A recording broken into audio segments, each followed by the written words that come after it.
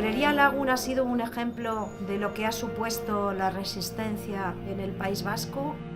Ha sido pues, un ejemplo de lo que la ciudadanía valiente ha podido hacer desde la cultura, desde la difusión de las ideas, desde la reflexión. Eso sí que aguantaron dos dictaduras, la de Franco y después de los totalitarios, los intransigentes de ETA y de un terrorismo. Ha sido el símbolo de resistencia más importante que hemos tenido en la ciudad y la prueba de ello ha sido que no han podido con ella.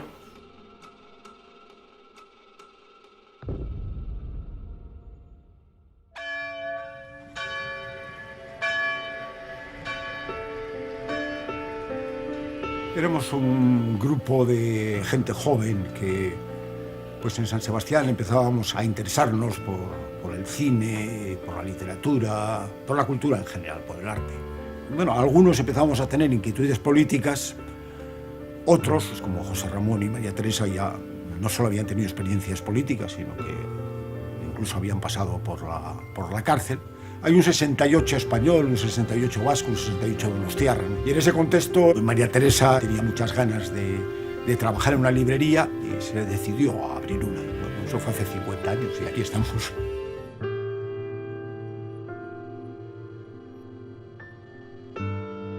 Ella es librera porque lo que más le gustaba era leer. Y hablábamos de libros y teníamos libros en casa y siempre hemos... Y yo creo que para ella el abrir una librería era la ocasión que le permitía hacer lo que más le gustaba. José Ramón Recalde es un abogado donostiarra que muy pronto empieza a sentir lo que es la injusticia, la opresión del régimen franquista. Es uno de los fundadores del Felipe, del Frente de Liberación Popular, una organización mezcla de inquietudes cristianas, un cierto fervor marxista. En el ejercicio de esa actividad política contra el régimen es detenido, salvajemente torturado por Melitón Manzanas. Pasa 2 o 3 años en la cárcel, a principios de los 60. Ramón y María Teresa son una pareja indisociable. Mi madre, si no me equivoco, tiene 3 detenciones. Una en la caída del año 62, la de Felipe, que conduce a que mi padre después sea condenado, ella no, pero se ha condenado a 1 año y medio de cárcel. La segunda es en la huelga del 11 de diciembre del 73, una huelga general promovida en buena medida por comisiones obreras y los partidos de izquierda, y ella se dedicó a hacer eso que se dice hoy en día de piquete. Lo que pasa es que mi madre medía 1,55, entonces como piquete era limitadamente eficaz, pero lo que iba es promoviendo entre los comerciantes de la parte vieja era el sector más emblemático de la ciudad, el cierre en esa jornada. A raíz de esa detención recibe una multa administrativa, creo recordar que era de 100.000 pesetas, no se negó a pagarla y entonces fue condenada a 1 mes de prisión sustitutoria de la multa, que cumplió en el 75. Primeros de noviembre del 75 era cuando estábamos todo el día escuchando el parte médico oficial de cómo estaba la salud de Franco. Y la verdad es que en la familia estábamos un poquito preocupados por eso de que estuviera como preso política en la cárcel en aquella época. Su Excelencia, el jefe del Estado, Generalísimo Franco, ha fallecido. Lagun pues es una librería que aparece como una referencia antifranquista. De hecho, muy pronto empezamos a tener pequeñas molestias, ¿no? El incidente más serio que sufrimos en la época franquista es una bomba que nos ponen los guerrilleros de Cristo Rey, ¿no? No sé si es a finales del 76 o a principios del 77. Es una bomba que la ponen en el escaparate, saltan todos los cristales de los ventanales de las casas de enfrente de la librería, porque debieron poner la bomba al revés. Entonces el efecto de la expansión fue hacia el exterior y no hacia el interior de la librería. Yo conocí la librería Lagun en el año 72-73 y fui a visitarla y me impresionó. Me impresionó esta librería porque estaba María Teresa, pequeñita ya, estaba Ignacio Latierro. Han sido pues como un símbolo de los resistentes anónimos de los que no están en la primera página de los periódicos, pero que sí que aguantaron. Eso sí que aguantaron dos dictaduras. La de Franco, que les multó, que les cerró la librería, que le puso a la cárcel a María Teresa, y después de los totalitarios, los intransigentes, los terroristas que le quemaron su propia librería. Tenía relación con María Teresa y con Ignacio Latierro, pero yo era de otra banda, ¿no? de la ciudad, de otra cultura, digamos, más abertzale, en fin. Y en los atentados recuerdo yo que me preguntaba por qué eligen a esta gente, ¿no? Para atentar contra ella, de la multitud de establecimientos que hay en la parte vieja, ¿no? ¿Por qué los eligen? Porque en el año 75 murió Gabriel Aresti, uno de los poetas más conocidos, más relevantes, ¿no? del euskera, que tiene algún poema que casi es un poema de lucha, ¿no? Bueno, pues murió y le dedicaron un escaparate, ¿no? Un escaparate entero, lo que no era normal entonces y tampoco ahora, ¿no? Y también en el 75, con motivo de los fusilamientos, entre otros de Txiki y Otaegi, ¿no? Cerraron. Y cerraron 2 o 3 establecimientos en la parte vieja. Y entonces, ¿por qué atentan contra ellos, ¿no? Lagun es el símbolo de la lucha contra la dictadura de Franco y contra la dictadura de ETA. Gente de izquierda, gente progresista inequívocamente, gente culta, gente con un cariño por los libros y por las palabras. El hecho de que alguien resista, plante cara, discrepe en una situación de violencia, se convierte en un ejemplo y por tanto en una categoría moral. Esto es muy importante.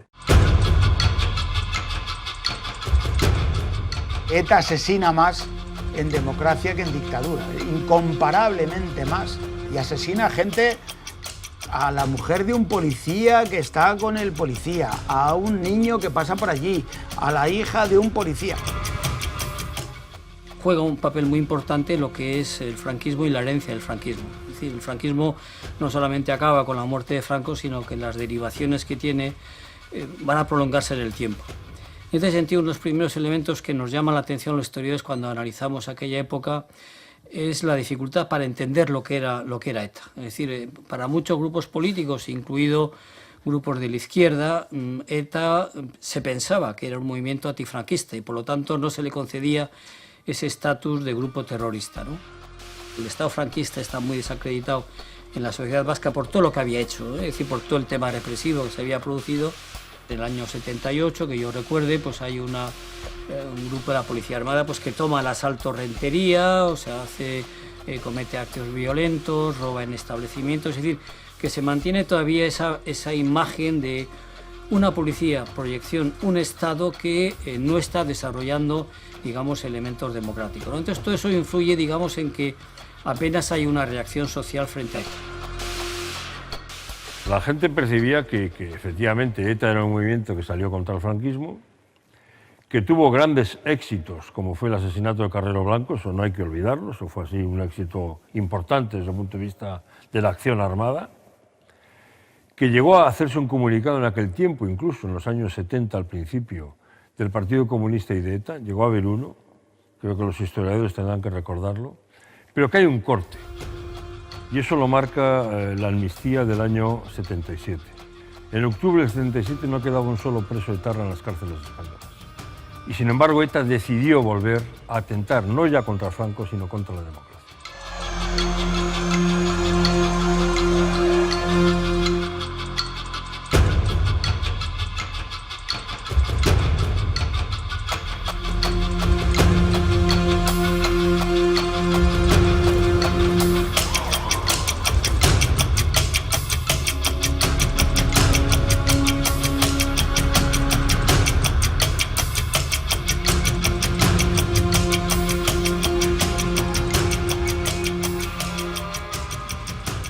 Portel fue importante, ¿no? Porque en esa época ETA asesinaba sobre todo a policías, a guardias civiles, a militares, extorsionaba ya a ciertos empresarios y Portel fue como pues pasar una barrera, todas las víctimas son iguales, evidentemente, ¿no? Pero era un periodista. Y además el comunicado de ETA es un comunicado muy explícito, conlleva una amenaza a otros medios de difusión, en el cual se dice, bueno, dependiendo de lo que opináis, ateneros a las consecuencias. Y a pesar de todo hay una escasísima reacción social. En cualquier caso, son los primeros brotes que hay. El Partido Comunista de Euskadi decide salir a la calle contra ETA de una manera abierta. Fue en Portugalete porque era tan importante, tan significativa en lo que era la oposición al franquismo y la defensa luego de la democracia recién conquistada, ¿no? Entonces, aquella manifestación de unos pocos centenares de personas, yo creo que no pasaríamos de 250 a 300 personas, fue el inicio de un proceso que se ha alargado tanto en el tiempo, yo creo que ha durado más de 40 años también, y que ha significado la rebelión de Euskadi contra ETA. Por parte del Partido Comunista era muy importante en aquella época manifestar nuestra opinión, nuestra decisión, nuestra voluntad de que toda la lucha hecha por la democracia no fuera secuestrada por un movimiento armado. Es decir, yo que he estado en la cárcel, yo que he estado en comisaría, a mí que me han torturado, yo que he estado en comités, que he estado en comisiones, que he hecho manifestaciones, que he hecho huelgas, que vengan ahora 4 piraos y me secuestren la democracia. Eso es la dignidad del militante. Manifestar que ese no es el camino y que la izquierda por ahí tenía todo que perder. En octubre del 78 hay una manifestación importante que se convoca en Bilbao a instancia del Partido Nacionalista Vasco. La intención inicial del PNV era contra el terrorismo, como eslogan. ¿Qué ocurre? Bueno, pues que va a originar una reacción muy fuerte dentro del propio Partido Nacionalista Vasco y eso va a significar que cambie radicalmente. Y se plantea que va a ser una convocatoria contra la violencia, pero también contra lo que se entiende que son los factores generadores de esa violencia, de tal manera, es decir, que esta convocatoria, que tiene un seguimiento importante para lo que eran aquellos años y que va incluso a tener que hacer frente a una contramanifestación que había convocado la izquierda abertzale, pues acaba, digamos, perdiendo el sentido que tenía inicialmente de ser una manifestación contra la violencia, contra el terrorismo de ETA. En mayo de 1980 se publica una carta que nace en el seno de una revista que se llama Muga. Muertes crueles y brutal encarnizamiento en atentados contra personas. Todo ello protegido por la ley del silencio y la complacencia. Estaba Koldo Mitxelena, lingüista, catedrático de Salamanca, que ha hecho un papel fundamental en la unificación de la lengua vasca, nacionalista, ha hecho la guerra, ha sido condenado a muerte, pasa 7 años en prisión, y Julio Caro Baroja, que es el intelectual y el escritor. Yo recuerdo a Koldo, pues, que era muy amigo de Eduardo Chillida, pues fuimos donde Eduardo Chillida inmediatamente.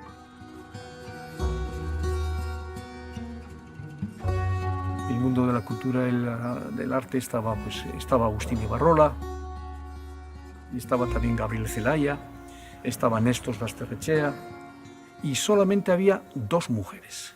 Estaba, por supuesto, José Ramón Recalde, que desde el primer momento estaba de acuerdo y participó de una manera muy activa, y entonces así hasta 33. Los abajo firmantes, que no poseen otras cualificaciones que la de su inquietud por la suerte de este pueblo vasco del que se consideran miembros, no tenemos el menor reparo en afirmar que la violencia que ante todo nos preocupa es la que nace y anida entre nosotros, porque es la única que puede convertirnos de verdad en verdugos desalmados, en cómplices cobardes o en encubridores serviles.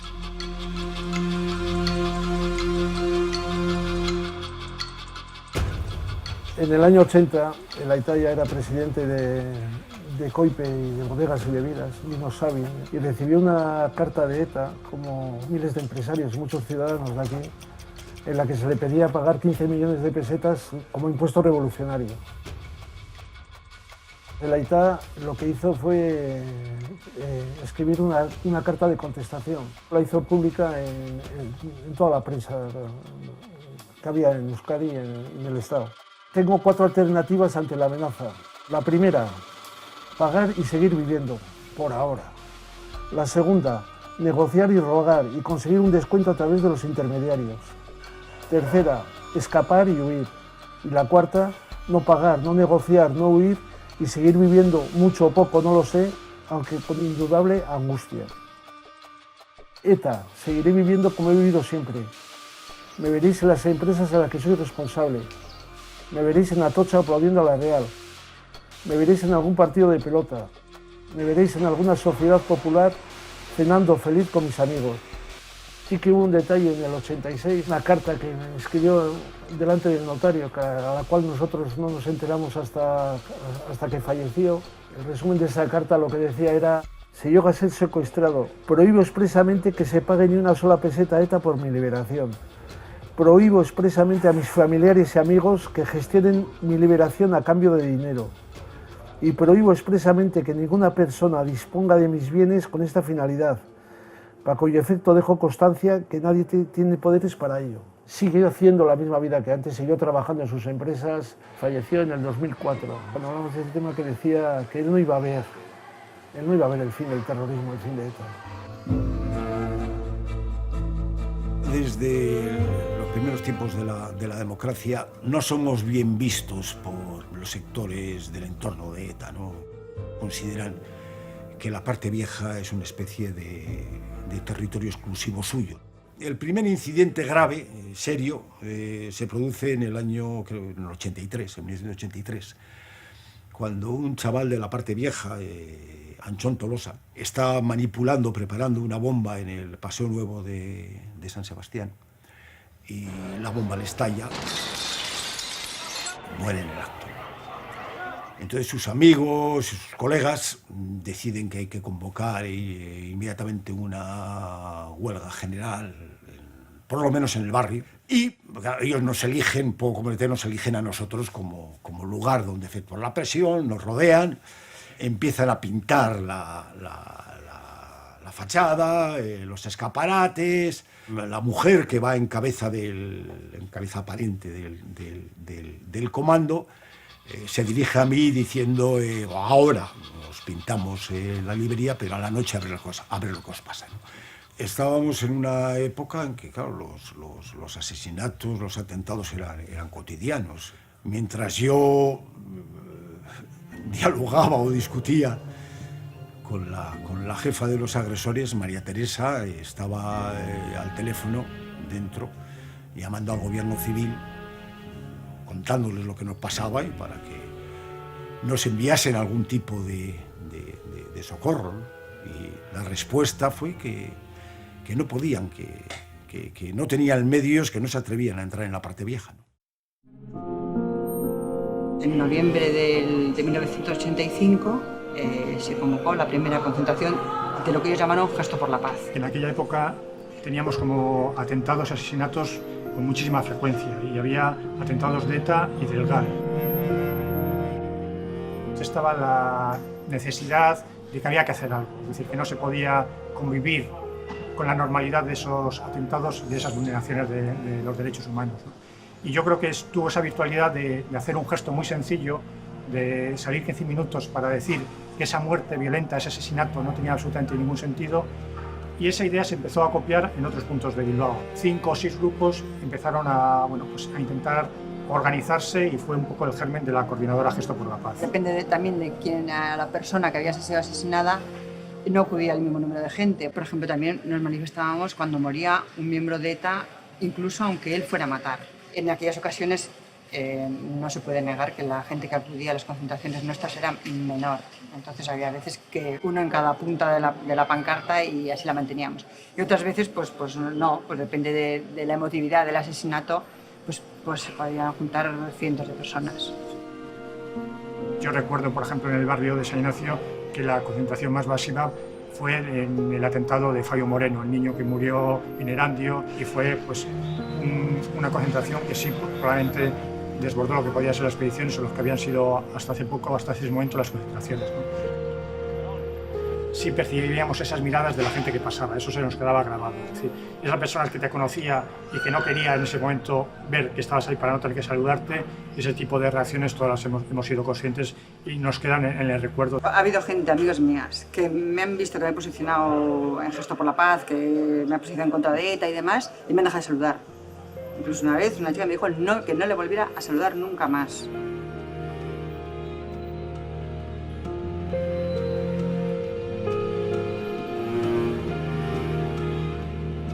Mi padre era delegado de Telefónica en San Sebastián y a la salida del trabajo 3 terroristas le esperaban y fue asesinado junto a su escolta, el Policía Nacional Antonio Gómez.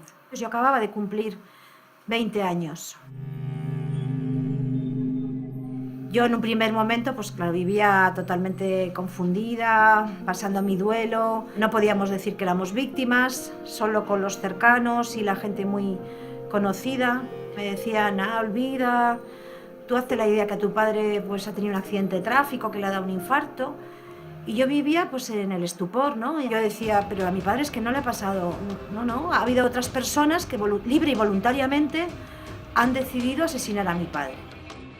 Escribí una carta en el 4º aniversario del asesinato de mi padre en el Diario Vasco que se titulaba Hoy no soy más valiente, en el que expreso pues, 2 cosas fundamentales, que soy víctima del terrorismo y que están pasando muchas cosas y que están matando muchos grupos terroristas y que hay muchas víctimas y que hay mucha violencia injustificada, que la sociedad permanece callada y que las víctimas no existimos. Leo el periódico y veo que se van a organizar unas jornadas del IPI y que van a hablar jueces, periodistas, políticos.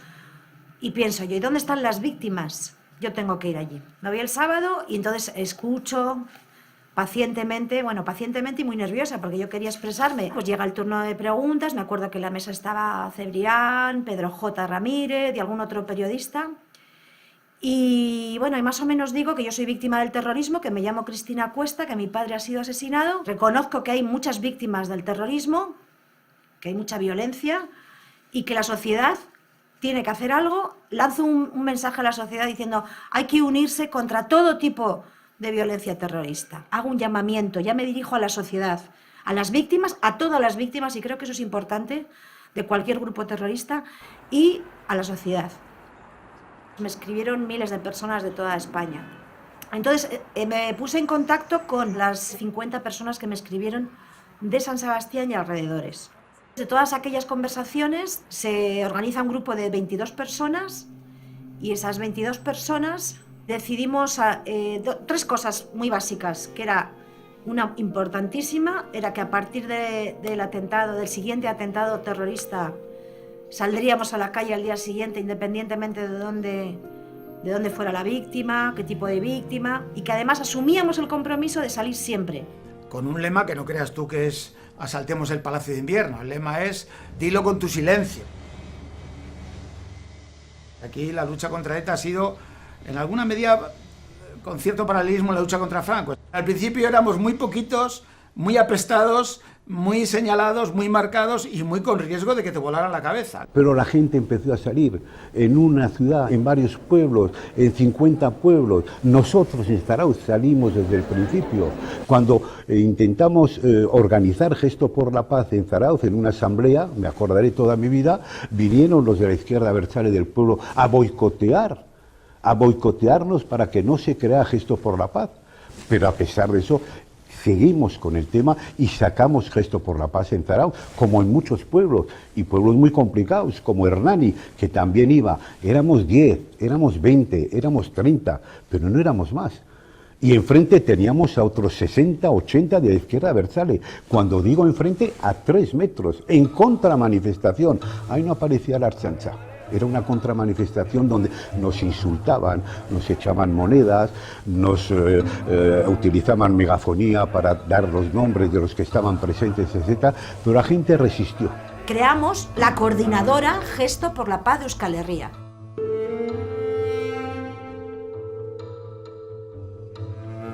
Ni Itziar Zubia naiz, eta 1981an hasi nintzen Geston. Soy Jacques Aguirrezabal, empecé en Gesto por la Paz cuando tenía 16 años. Mi nombre es Pello Azpiazu, soy carpintero. Ni Manoli Uranga Segurola naiz eta Urreztilan. Yo soy Leo Aguado y bueno, vengo acompañando a Manoli sobre todo porque ya hace 8 años tuvo un ictus y bastante fuerte y entonces tiene dificultades en expresarse y en encontrar algunas palabras para decir lo que de verdad piensa y quiere decir. Las reuniones que hacíamos en un agujero allí debajo de la cucha era como una cosa, joder, que no le decíamos a nadie que íbamos, además, joder, yo ni a la mujer ni a nadie le decía. Yo allí, porque me enganchó mi hermana, oye, que se va, en Zarauz se está haciendo una cosa de gesto y tal. Y claro, y al final todo el mundo estaba hasta las narices de tanta muerte y tanta historia. Nosotros empezamos en el ISTI. Yo me acuerdo perfectamente que el día en el que mataron a un guardia civil, me llamó una compañera de clase de Zumaya, me dijo, oye, aquí algo tenemos que hacer. Y al día siguiente montamos una reunión, un pequeño grupo allí de estudiantes, y como entonces lo que se hacía era montar huelgas, pues convocamos una huelga en el instituto, y yo me acuerdo que fuimos clase por clase explicando que queríamos cerrar el instituto porque ETA había matado a un guardia civil. Sí, que era el 91 por ahí. Yo tenía 16 años, yo creo que sería 90, 91. 91 por ahí. Y cerramos el instituto. Sí, yo tampoco recuerdo que fuera por un atentado exactamente cuál. Es que ya llegó un momento en que dije que no nos podíamos quedar en casa. Ya era... Era una acumulación y les dije, me acuerdo a mis padres, yo les vi en la tele, en el telediario, un día más los de Gesto por la Paz vuelven a salir a la calle y les dije, yo hoy voy a ir con ellos. Me acuerdo que me dijo mi madre, ¿estás segura? A saber qué gente es. Les dije, iré, veré y ya veré si me quedo. Y fui y estuve, claro, todo el rato, todo el cuarto de hora allí en silencio. Y cuando volví a casa me dijeron, ¿qué? Es que con esos yo me apunto. Y se daba un hecho curioso y además muy indignante, que la gente de alguna manera que apoyaba a ETA en aquel tiempo se colocaba enfrente y hacía fotos a la gente que estábamos en la manifestación. Joder, había unos detalles que era el padre con nosotros y el hijo enfrente. Y ETA, mátalos y tal. Y digo, joder, es decir, eso era duro de oír, ¿eh? Nosotros va, pero el padre, joder.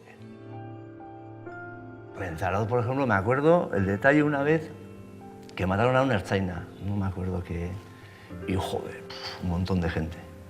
Y de repente la gente estaba allí como muy caliente, ¿no? Y me vino uno, oye, tenemos que ir al cuartel de la ertzaina, total está ahí adelante, y vamos, les expresamos nuestra solidaridad y tal, porque yo creo que ya merecen y tal. Y dije, muy bien, me parece muy bien, pero si quieres, antes damos la vuelta por allí, vamos al cuartel de la Guardia Civil, que la semana pasada mataron a uno, que también necesitarán solidaridad, y luego vamos donde la ertzaina y tal.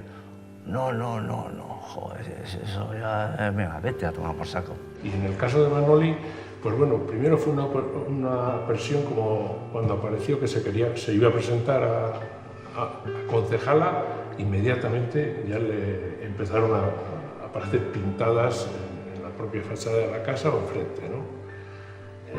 Insultando. Después, cuando ya salió concejala, la presión crecía, se hizo mucho más fuerte todavía. Empezaron a tirar pinturas a los balcones de la casa, después cócteles molotov quemando las persianas y demás, y acerca de preparar un incendio grave.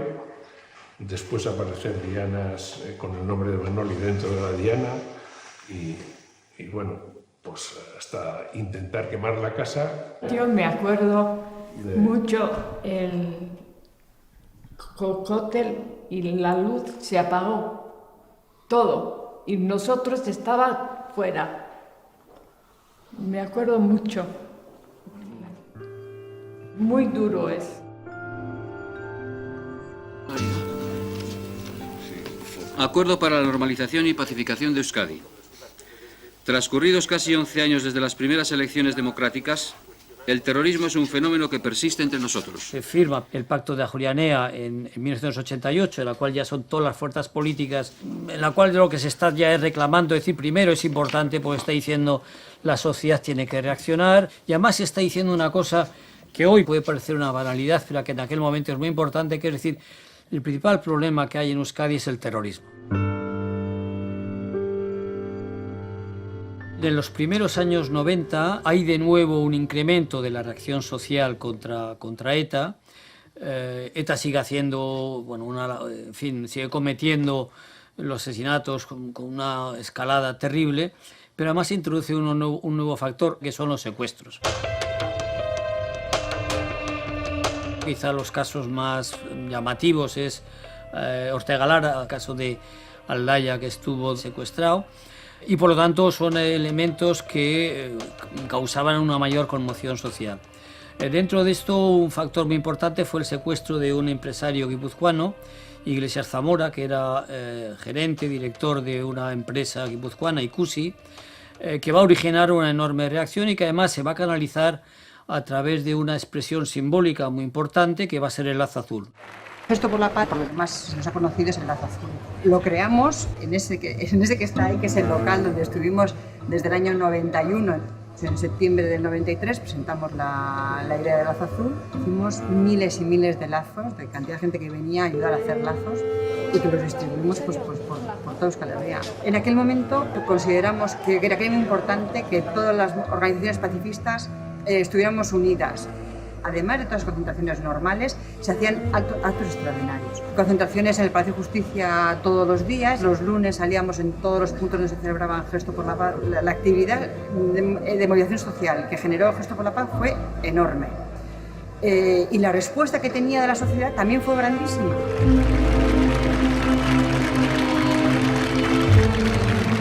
Nosotros lo que hacemos es poner un lazo azul más grande en la puerta de la librería, que no dura más que una tarde, porque esa misma noche rompen la puerta, nos rompen el cristal, retiran el lazo azul.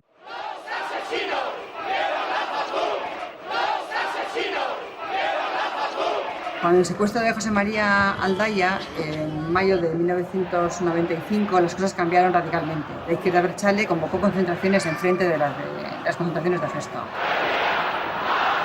Los dos primeros lunes fueron concentraciones normales, bueno, se convocaban enfrente y pues, impedían sus reivindicaciones o lo que fuera, pero prácticamente desde la tercera las concentraciones empezaron a ser muy violentas. Nos tiraban piedras, nos rodeaban con pintura roja, nos rompían la pancarta, o sea, cada día era una manera diferente de agredirnos.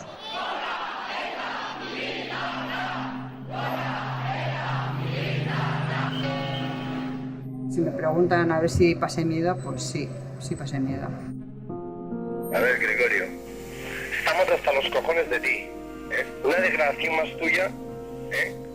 Y tu familia corre un riesgo de morir. En el año 95, después del asesinato de Gregorio Ordóñez, el representante del Partido Popular en el Ayuntamiento de San Sebastián y el líder del Partido Popular más conocido en Guipúzcoa, un grupo de amigos publica un libro de homenaje a Gregorio Ordóñez, que lógicamente nosotros lo tenemos y lo exhibimos en el escaparate. Rompen el cristal, destrozan el escaparate. Estaba claro que cada vez que nosotros exhibíamos nuestra condena a ETA o nuestra defensa de la libertad, inmediatamente íbamos a ser objeto de una agresión. Mi vida cambió un 23 de enero de 1995, como todo el mundo puede imaginar, cuando asesinan a mi hermano Gregorio.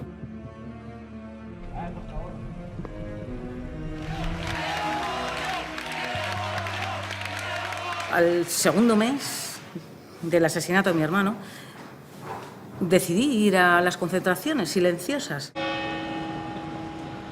Llegaba ahí y eran cuando teníamos contramanifestación. Y por todo el otro lado, un montón de personas, de como cientos de personas, que iban no solo a gritar durante toda nuestra concentración, porque nuestra concentración era en silencio, el lema era dilo con tu silencio, no solo a gritar una jauría humana gritándonos Gora eta militarra, eta mátalos, independencia. O sea, no solo eso, que eso ya bueno, por la verdad, mira, hasta se me pone un poco la carne de gallina de recordar esos momentos, eran muy duros. Siempre se veía la misma operación, llegaba una furgoneta azul, repartía las piedras, la Archaña estaba con orden de no intervenir a 300 metros en un colegio que había al lado y viendo la escena pero sin intervenir. Y siempre era una batalla campal, al final, ¿no? Empezaban a lanzarnos piedras, bueno, pues era todo bueno, un horror. Una de las primeras piedras que me tiró el que estaba al lado, pues claro, esa me lanzó al suelo, perdí yo creo que hasta un poco el conocimiento. Me ayudaron gente de la concentración a levantarme, claro, me sangraba la cabeza, tuve que ir al cuarto socorro. Tuve la suerte y el privilegio de encontrar a esas personas que estaban ahí resistiendo y haciendo frente, significándose públicamente contra el terror, ¿no? Yo me uní a ellos, para mí fueron lo más importante que conocí en ese momento, los que más me ayudaron en ese momento de pleno duelo, precisamente a transformar el odio que todas las víctimas sentimos en el momento en que hemos sufrido esa tragedia, ¿no? Pues en una lucha constructiva e inteligente contra el terror.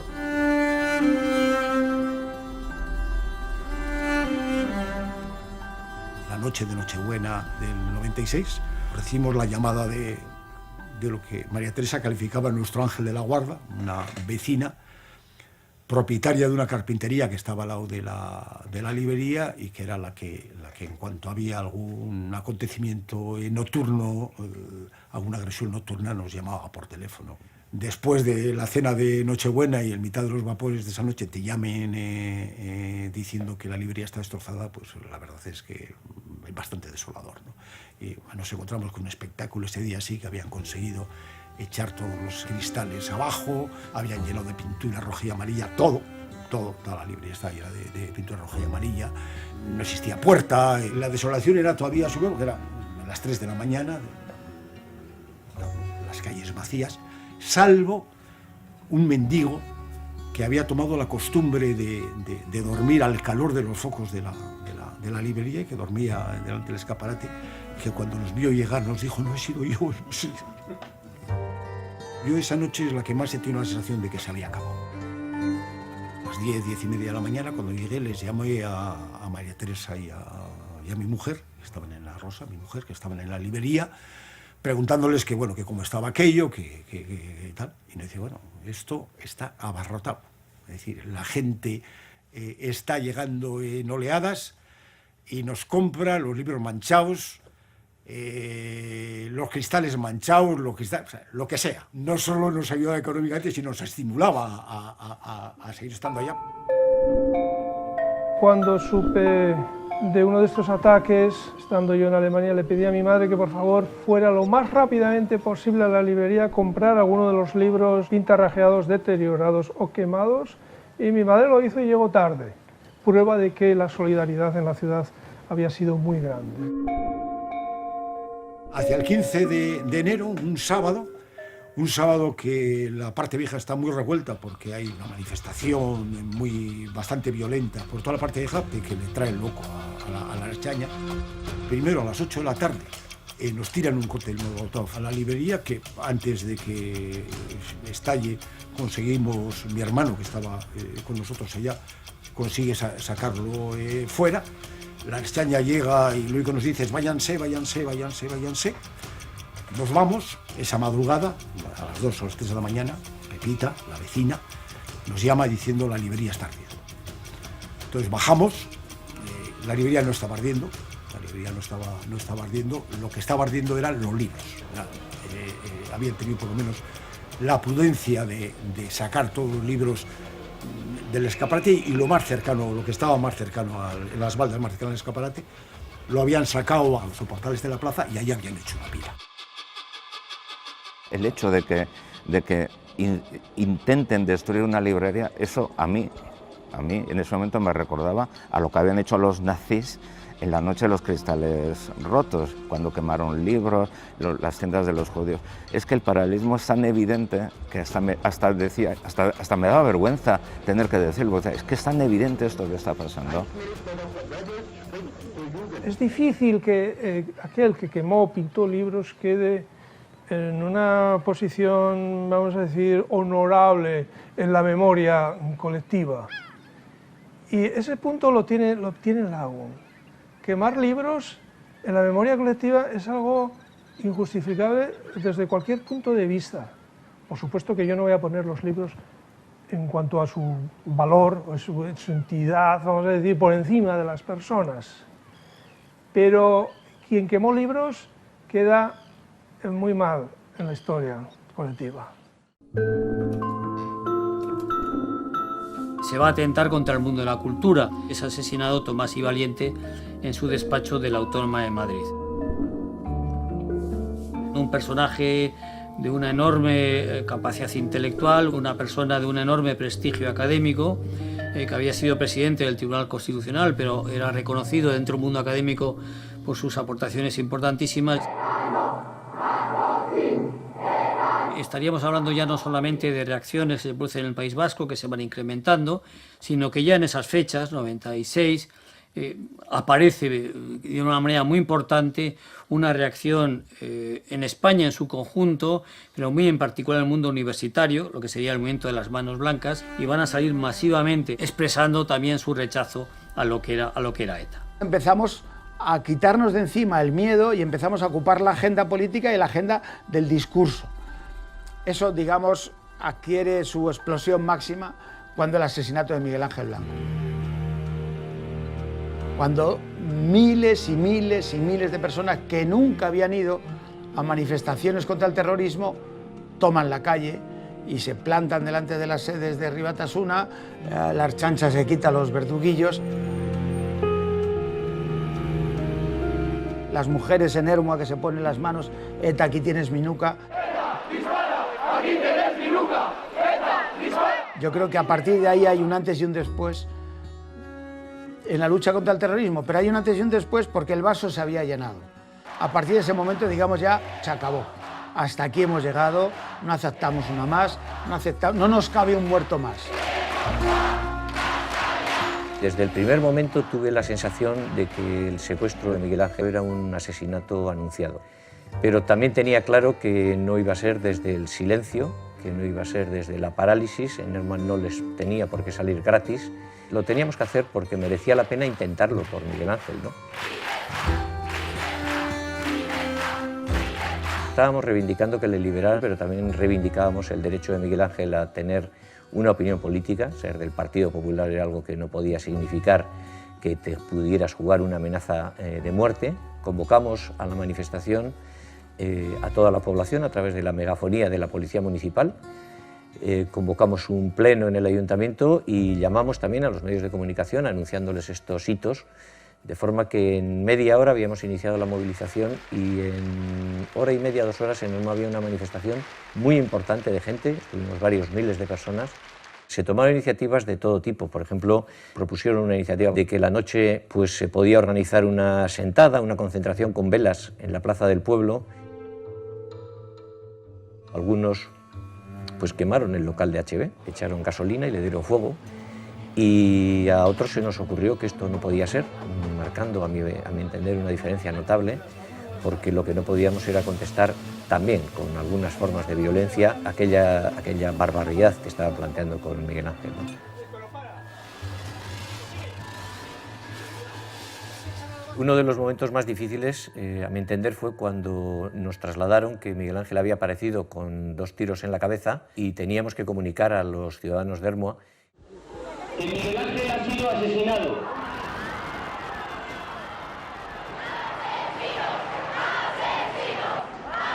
Lo que se produjo fue una ola de indignación, fue un momento en el que yo sentí como una especie de rugido. Fueron movilizaciones que dieron resultado, tuvieron también un impacto, y yo creo que se generalizaron, como todos recordaremos, pues en Bilbao, en Madrid, en Sevilla, marcando yo creo que las conciencias de todos.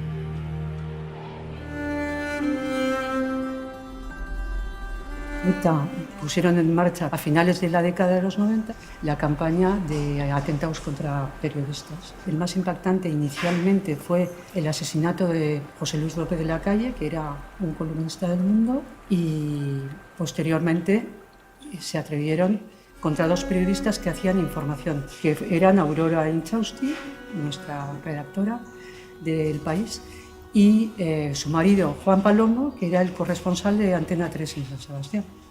Entonces les pusieron una bomba en la puerta de su casa, que afortunadamente no explotó, y este era el atentado que marcaba la diferencia en el sentido de que iba directamente al periodismo de base, al periodismo de calle, al periodismo de información. Y algunos periodistas sí lo dijimos desde el principio, por eso tuvimos una amenaza directa, mi hermano Ander y yo. Había muy poca gente y éramos, si no es cuestión de ponerse ninguna medalla, los que efectivamente hablábamos de terrorismo. No hablábamos de atentado o de muertes, hablamos de asesinatos, porque era terrorismo y asesinatos. Y cuando hubo ataques a la prensa por parte de ETA, y hablo de los años 90, yo me acuerdo que para organizarnos, y nos organizamos sobre todo los periodistas en Guipúzcoa, los que estamos aquí en San Sebastián, organizar a los demás periodistas para protestar contra atentados, agresiones a periodistas que ya empezaba a partir del año 96-97, hacer manifestaciones como en el Peine, el Viento, que intentamos hacer, logramos hacerlo, nos costó sudor y lágrimas. En la prensa vasca ha habido un momento de silencio, de contemporizar, de elegir las palabras de la propia banda, y luego eso ha cambiado radicalmente y ha habido una posición beligerante, activa y combativa contra el terrorismo.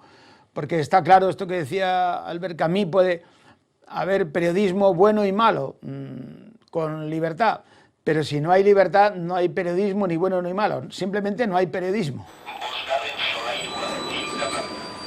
Después de la tregua trampa esta que hizo ETA un poco antes del año 2000, lanzamos Basta Ya. Precisamente el cambio de las otras agrupaciones cívicas a Basta Ya es que Basta Ya fue una organización que se pretendió política desde el principio. Creíamos que había que apoyar a la Constitución y al Estatuto de Autonomía frente a los que lo amenazaban. En Basta Ya estaban representados todos los grupos políticos que quisieron estarlo. Es decir, por supuesto, estaba representado el Partido Socialista, el PP, en las manifestaciones de Basta Ya. A mí mucha gente se me acercaba y me decía, oye, yo soy del PNV, pero he venido. Es verdad que había gente de todos los grupos y los políticos no tendrían ningún trato especial.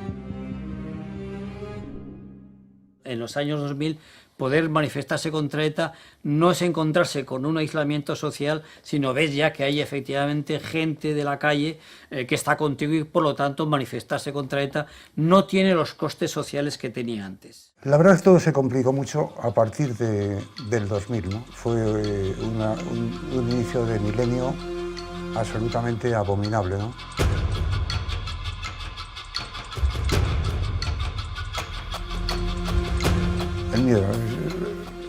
El miedo es fantástico y cuando vas con escolta te das cuenta, ¿no? Cuando te das cuenta que un amigo, ¿no? Probablemente no un amigo íntimo, claro, pero sí conoce, cambia de acera para no encontrarse contigo, ¿no? Yo me cruzo a veces con Guerra Garrido, yo nunca le he dicho lo siento, me solidarizo, ahora es muy tarde, ¿no? Pero siempre, cada vez que lo vi, lo pensé. Cada vez que lo vi, me amargó la mañana o la tarde, porque no fui capaz de decírselo, ¿no? Pero no porque no lo sintiera, también era timidez. El año 2000 es terrible, es lo que pasa en la sociedad vasca, ¿no? Asesinan a Fernando Buesa.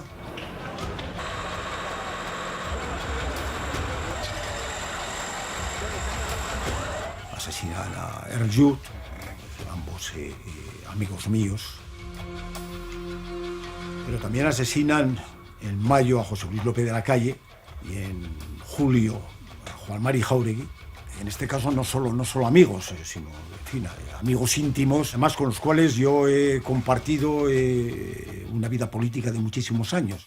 José Luis López de la Calle, antes de asesinarle, estuvieron hostigándole, agrediéndole, pintando su casa durante meses anteriores.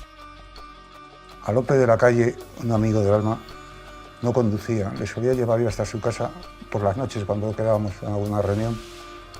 Y me acuerdo justo en el sitio donde le pegaron 4 tiros que me dijo esta frase. Dice, bueno, pero porque nos insisten o nos vayan a pegar un tiro no nos vamos a callar, ¿verdad? Dice, hombre, tampoco van a llegar las cosas a este punto.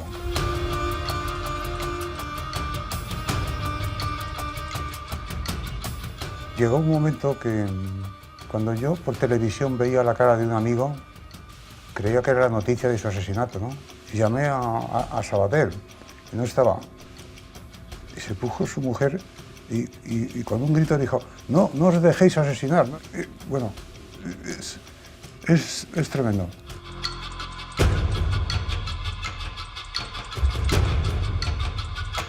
Entonces pusimos el telediario, había el atentado en el barrio de Higuel de San Sebastián, le habían pegado un tiro a un señor. No dijeron el nombre, pero inmediatamente Rosa dijo Ramón, y había un pistolero esperándole, que le disparó a la puerta de la casa. Tenían un perro que no es que fuese un gran guardián, pero supongo que ladró, y eso hizo que el terrorista de ETA saliese corriendo, que no le rematase. Y seguramente le salvó la vida el hecho de que hacía muy poco le habían implantado una dentadura, en fin, de un metal muy resistente, y la bala rebotó dentro de ese metal, de esa dentadura, y eso hizo que las lesiones no fuesen mortales. Ahí está claro que la librería en la Plaza de la Constitución no puede seguir existiendo. Ningún cuerpo de seguridad, ni Ertzaintza, ni policías, ni nadie nos garantiza la seguridad en la parte vieja. Y María Teresa, a pesar de que aquí han intentado asesinar a su marido, tanto en relación con su familia, con sus amigos, demuestra una fortaleza extraordinaria. La vida tiene que continuar y no pueden doblegarnos, no podemos dejar de defender aquello en lo que pensamos, tenemos que sostenernos con los amigos. Entonces surge un movimiento, los mismos que antes he contado que venían a comprar libros a la librería cuando los libros estaban embadurnados de pintura y cristal. Lo mismo empiezan a moverse diciendo que, bueno, el Lagun no se puede reabrir en la Plaza de la Constitución, pero, ¿y si se abriese en otro sitio de San Sebastián? ¿Qué, Fernando? Hombre, ¿qué tal?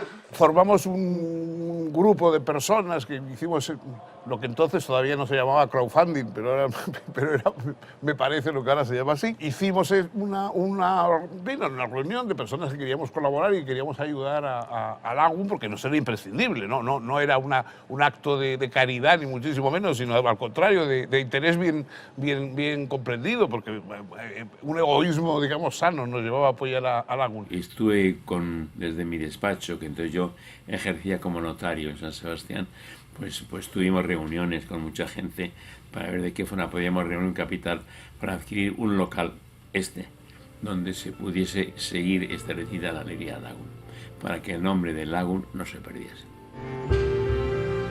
Abrimos en agosto del 2001, no llegamos a estar un año cerrado. Entre los escoltas de Ramón, los míos, los de los clientes de la librería, los de la sede del PSOE y los de la sede del PP, yo creo que éramos la zona del mundo civilizado con más escoltas por metro cuadrado. Una librería con escoltas es una cosa un poco curiosa, pero así fue.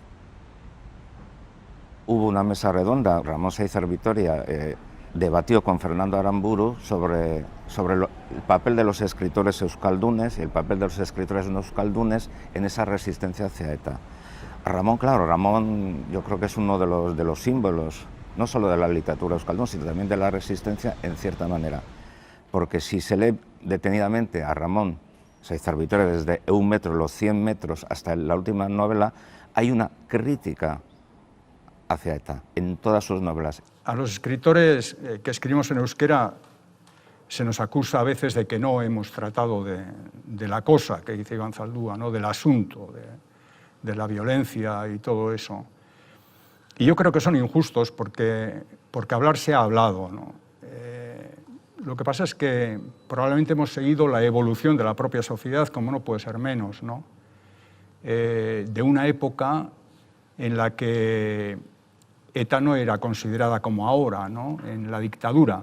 Si es verdad eso que se nos atribuye, que se nos achaca, de que hemos mirado a otro lado, ¿no? Desde el comienzo percibí que había como dos campos muy mal o muy poco comunicados.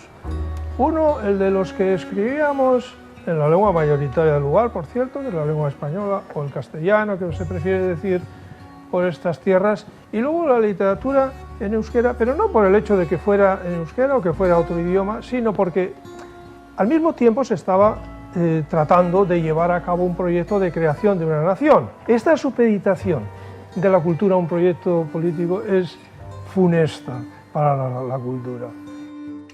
Y mucha gente dice de los vascos que, en fin, que tuvimos una actitud cobarde, que no se quiso mirar, que se miró a otro lado, etcétera, etcétera, ¿no?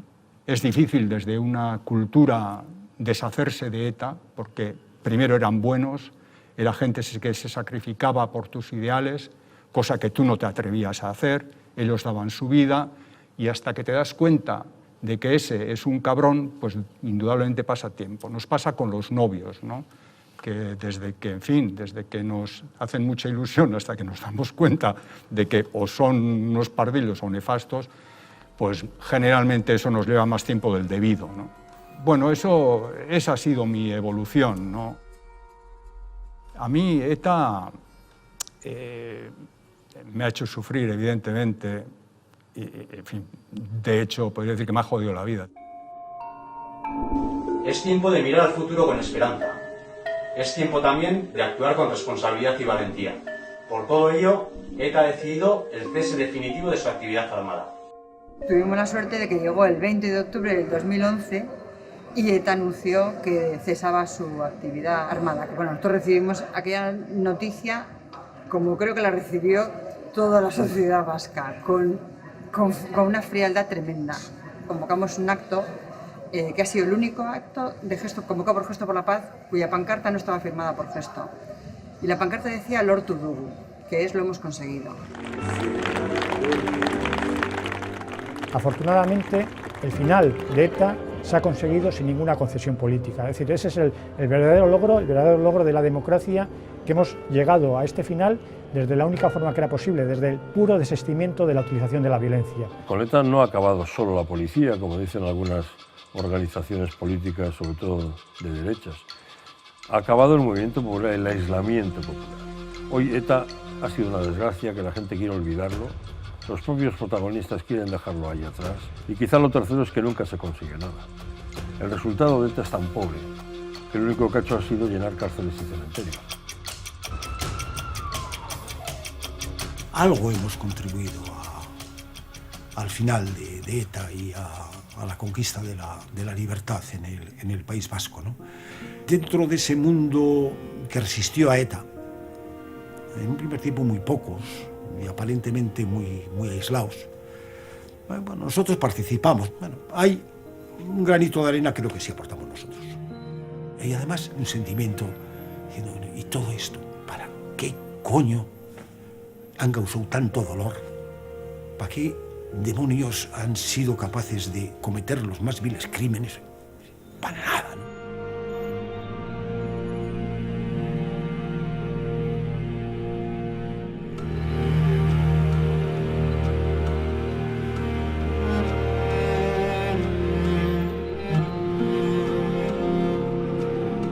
A cualquiera persona que viniera de otro planeta y quisiera entender lo que ha pasado en el País Vasco en los últimos años, tendría que hablar de Lagun. Porque Lagun es la librería que está en la parte vieja de San Sebastián, que es un poco el ecosistema de tantas cosas dentro del País Vasco. Se dedican a vender libros, pero hacen algo más que vender libros. Lagun es la librería en la que compré por primera vez de mi vida un libro, con conciencia de comprarlo. Hoy pasaba por Lagun y efectivamente pues faltaría una placa, ¿no? Para mí hay una ausencia. El hecho de que en una ciudad como San Sebastián, un comercio, en este caso concreto una librería, tenga que irse, ¿no?, a una zona más periférica para tener seguridad, ¿no? Eso parece que es terrible.